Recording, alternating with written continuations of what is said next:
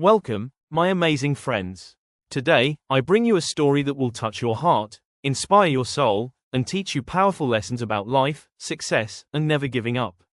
This is the story of a man who was not just an actor, not just a comedian, he was a legend. A man whose name is written in golden letters in the history of cinema. A man who made the whole world laugh while hiding his own tears.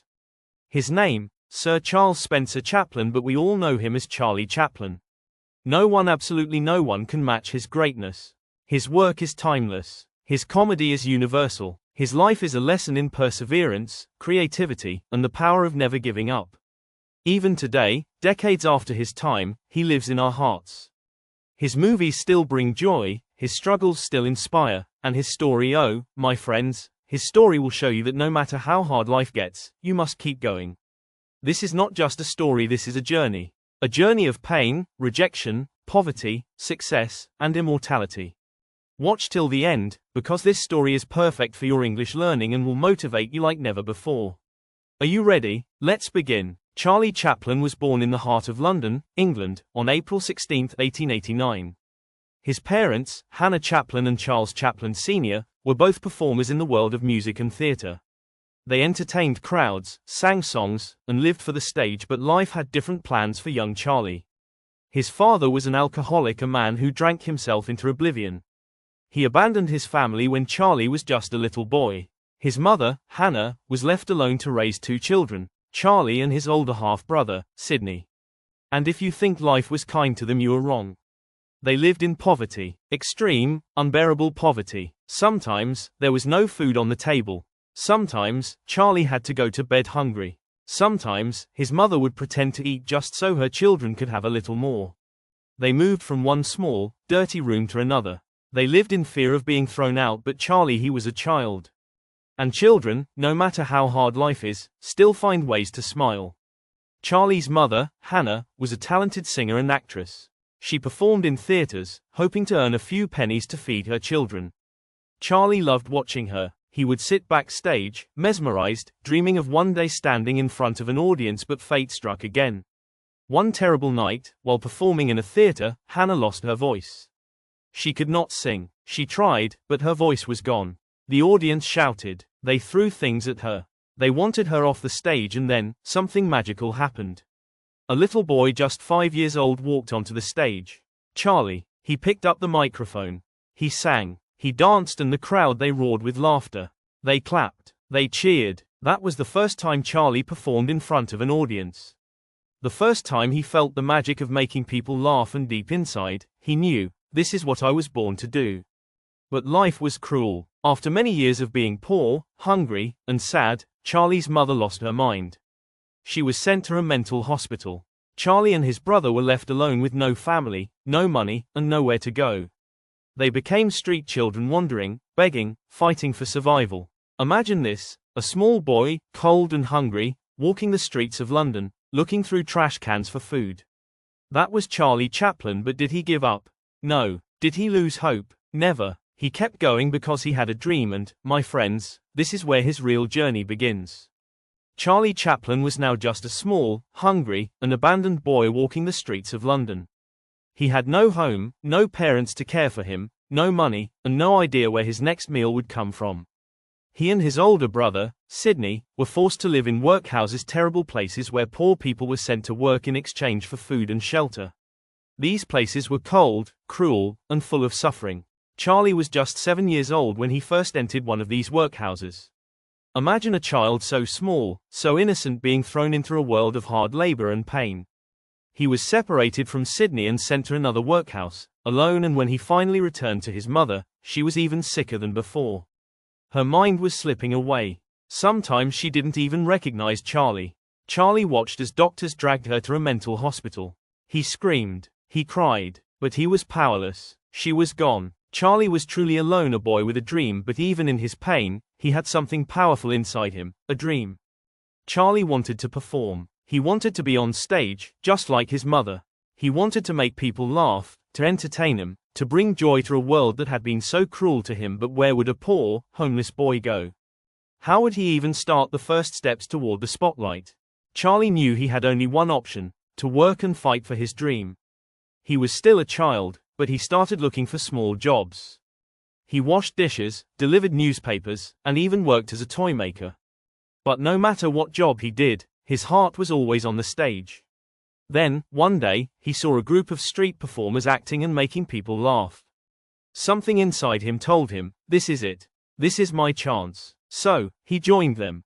He started performing on the streets, dancing, singing, doing small comedy acts. At first, no one cared. People just walked past him, but Charlie didn't give up. He kept performing. He kept improving. He watched other comedians, studied their movements, their timing, their expressions, and slowly, people started noticing him.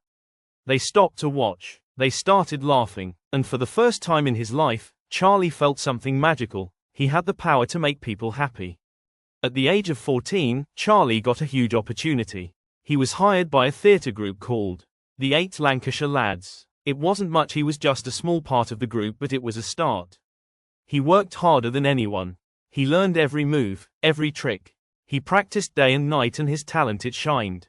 One day, a theatre director saw him and said, "This boy is special. He's different." Charlie was given bigger roles, more responsibilities. And then, at 16 years old, he landed his first major acting role in a play called Sherlock Holmes. Charlie was no longer just a street performer, he was now acting in real theatres, in front of big audiences. People loved him. Directors saw something in him, his expressions, his movements, his ability to make people feel emotions without even saying a word, and then, something happened that would change his life forever. Hollywood came calling. In 1910, Charlie was given a once-in-a-lifetime opportunity to go to America. He was invited to join a famous comedy troupe called Fred Karno's Company, which performed in the United States. This was huge. America was where dreams came true. Charlie packed his bags and stepped onto a ship, crossing the ocean toward his future. When he arrived in America, everything felt different. The streets were bigger, the people were louder, the energy was electric, and most importantly, Hollywood was there. Charlie knew one thing: this is where I belong. This is where I will become a star. In 1913, a film company called Keystone Studios noticed Charlie. They gave him a small role in a silent film. It wasn't much, but Charlie saw an opportunity. He wanted to create something unique, something that people would never forget. And so, he created a character, a small man in oversized clothes. A tight coat, a funny little hat, a tiny mustache, and the most famous walk in the world. This character would go on to become one of the most iconic figures in the history of cinema. At first, people didn't understand the character, but when Charlie performed, when he moved, when he made people laugh without speaking a single word, the world fell in love. Charlie's films started becoming popular. Producers begged him to make more. Studios offered him huge amounts of money, and in just a few years, the poor boy from the streets of London had become the biggest star in the world. By 1917, Charlie Chaplin was not just famous, he was a phenomenon. People stood in long lines just to watch his movies. His face was printed on posters, newspapers, magazines. He was loved in every country, every language, every culture. And he was just getting started, but behind all the fame, behind all the laughter, Charlie was still the same boy, the boy who once starved on the streets, the boy who once cried for his mother, the boy who never gave up. Charlie Chaplin had finally made it. The poor, hungry boy from London's streets was now the biggest movie star in the world. He was not just famous, he was loved. Millions of people watched his movies. They laughed, they cried, they cheered, but behind all the success, Charlie knew something. This was just the beginning. Now, he wanted more. He didn't just want to act, he wanted to control everything. The stories, the direction, the music, the emotions. He wanted to create movies his way, but Hollywood didn't like that. At that time, actors were controlled by movie studios. The studios told them what to do, how to act, and even what movies to make, but Charlie Chaplin was different. He said, "No one will control me. I will make my own movies my way." And so, in 1918, he did something that shocked the whole industry. He built his own studio, Chaplin Studios. Now, he was his own boss. He could create whatever he wanted, and no one could stop him. This was a game changer. And then, he made a movie that would become one of the most legendary films of all time. In 1921, Charlie released a film called The Kid. It was not just a comedy, it was his story. The story of a poor man and an orphaned boy. A story about hunger, struggle, and love. It was funny, but also emotional. People laughed. People cried. The whole world fell in love with this movie, and at that moment, Charlie knew movies were not just entertainment. They were powerful, they could change lives, and he was going to use them to change the world. With every movie, Charlie became more powerful. Hollywood had never seen anything like him. Studios were paying actors $10 a week, but Charlie, he was earning $1 million per movie. He became the richest and most powerful actor in the world, and yet, he never forgot his past. He still remembered the days when he had nothing to eat. He remembered his mother sitting alone in the mental asylum. So even when he had everything, he never stopped working hard. He would spend months, even years, making just one film. Every little movement, every small joke, every tiny detail, he planned everything. Because he didn't just want to make movies. He wanted to make history. And then, he did something no one believed was possible. By the late 1920s, Hollywood was changing. A new kind of movie had arrived, movies with sound. For the first time, actors could speak on screen. Silent films were dying. Everyone told Charlie, forget silent movies. Start making talking films, but Charlie refused. He said, movies don't need words. Emotions are more powerful than words. And in 1931, when the world thought silent movies were dead, he released City Lights. It was one of the most emotional, beautiful films ever made. Even though it had no dialogue, people cried watching it. The final scene where Charlie's character looks at the blind girl is one of the greatest moments in film history. Even today, people call it the greatest silent movie ever made, and with this movie, Charlie proved that emotions speak louder than words. By the late 1930s, the world was changing again. Adolf Hitler was rising to power in Germany. He was spreading hate, war, and fear, and Charlie noticed something strange. Hitler had the same mustache as him. People started comparing them, so Charlie made a decision. He would use his comedy to fight against Hitler. In 1940, he made a movie called The Great Dictator. It was his first talking movie, and it was not just a comedy, it was a message to the world.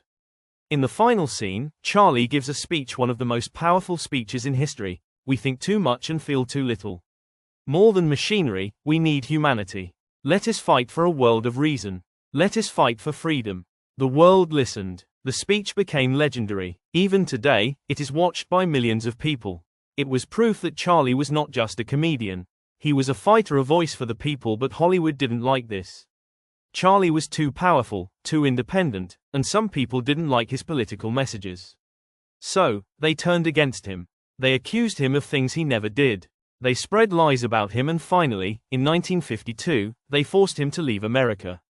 Charlie was kicked out of the country he had helped build. Heartbroken, Charlie moved to Switzerland. He stopped making movies. He lived a quiet life with his family. But the world never forgot him. Then, in 1972, after 20 years, Hollywood realized their mistake. They invited Charlie back. At the Oscars, they gave him a standing ovation, the longest in history, 12 minutes of applause. Even after everything, Charlie had won because he was not just an actor. He was a legend. Charlie's life teaches us one thing: never give up. No matter how hard life gets, no matter how poor you are, no matter how many people try to stop you, if you have a dream, fight for it.